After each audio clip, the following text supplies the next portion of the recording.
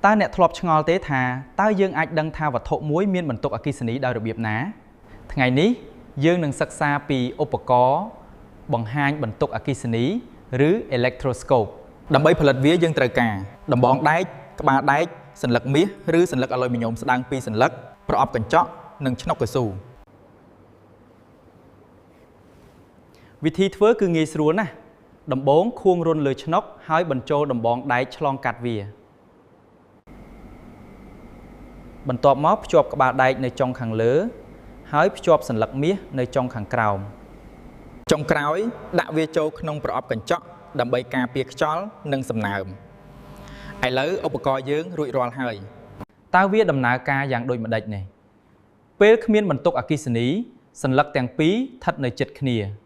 ប៉ុន្តែពេលយើងយកវត្ថុមានបន្ទុកទៅប៉ះឬដាក់ចិត្តក្បាលដែកបន្ទុកនឹងផ្ទេរឬរៀបចំឡើងវិញនៅខាងក្នុងទៀនដោយសារសន្លឹកទាំងពីរទទួលបន្ទុកដូចគ្នាពួកវារុញគ្នាហើយធ្វើឲ្យសន្លឹកបែកចេញពីគ្នាការបកស្រាយគឺងាយស្រួលបើសន្លឹកបែកតិចមានន័យថាបន្ទុកតិចបើសន្លឹកបែកច្រើនបន្ទុកច្រើនសរុបមកបន្ទុកចូលសន្លឹកទទួលបន្ទុកដូចគ្នាហើយក៏រុញគ្នា